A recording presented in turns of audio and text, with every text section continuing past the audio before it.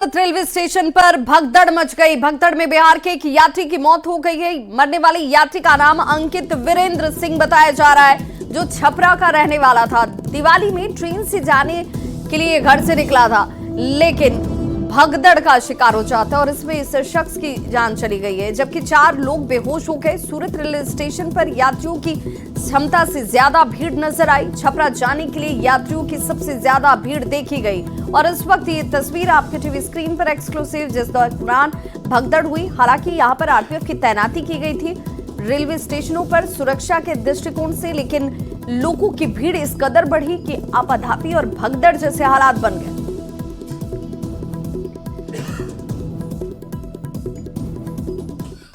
तो गुजरात के सूरत में दिवाली और छठ पूजा में घर जाने के लिए रेलवे स्टेशन पर यात्रियों की भारी भीड़ देखी गई। बिहार और यूपी जाने वाले मुसाफिर जो हैं वो बड़ी तादाद में, यूं कहें कि दोगुनी की संख्या यहां पर नजर आई। ताप्ती गंगा ट्रेन में जाने के लिए यात्री लंबी कतारों में खड़े दिखे।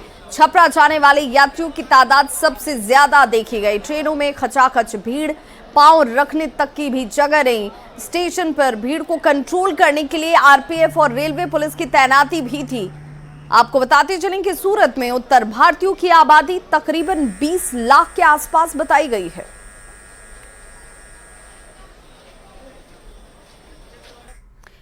पटना में जन सुराज के संयोजक प्रशांत किशोर ने कहा कि नाली गली बने या ना बने, स्कूल अस्पताल जब सुधरेंगे तब सुधरेंगे, लेकिन 1 साल के अंदर जितने आपके घर के लोग बाहर मजदूरी करने के लिए गए हैं और आपके जो बच्चे बेरोजगार बैठे हैं, उन सभी के लिए 12 से 15 हजार का रोजगार की व्यवस्था इसी बिहार में वो कर देंगे।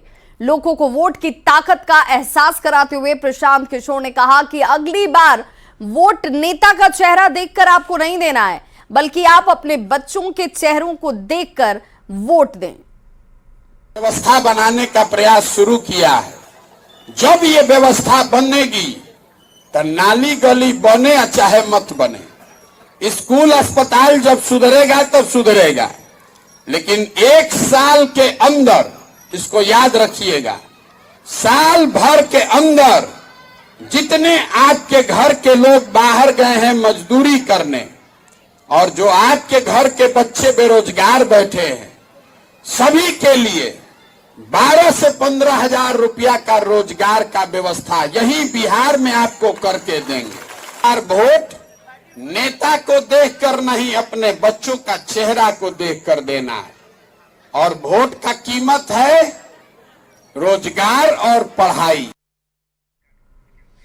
केंद्रीय मंत्री पशुपति कुमार पारस ने कहा है कि जीतन राम मांझी महादलित समुदाय से आते हैं, नीतीश कुमार से भी सीनियर वो नेता हैं और ऐसे में सार्वजनिक तौर पर तू तड़ाक करना बेहद गलत है। उन्होंने कहा कि नीतीश कुमार अपना पद छोड़ दें और अपने ही दल से किसी दलित या अति पिछड़े को मुख्यमंत्री बना दें।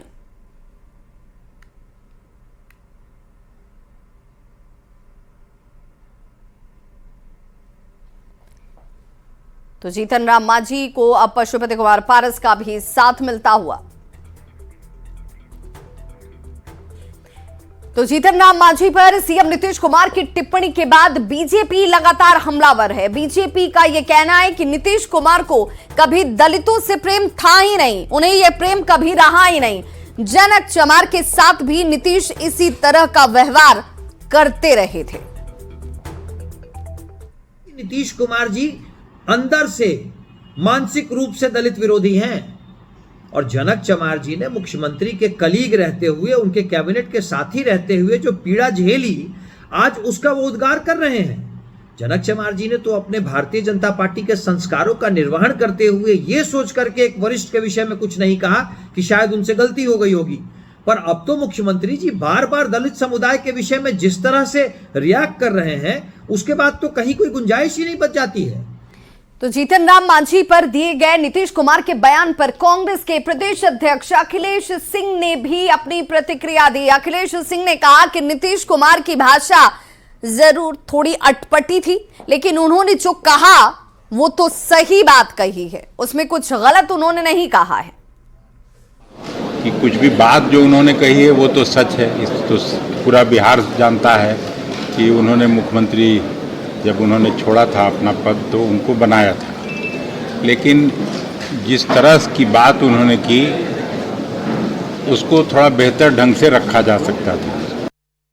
अगली खबर नालंदा के पावापुरी से, जहां पर जल मंदिर परिसर में जैन धर्म के 24वें तीर्थंकर भगवान महावीर के 2549वें निर्वाण महोत्सव को लेकर के देखिए कैसे भव्य तैयारी की गई। यहां पर ये उत्सव मनाया जाता हुआ 2 दिवसीय पावापुरी महोत्सव का उद्घाटन मुख्यमंत्री नीतीश कुमार ने किया है। मुख्यमंत्री नीतीश कुमार ने परिसर में लगाए गए स्टॉल का भी इस दौरान निरीक्षण किया।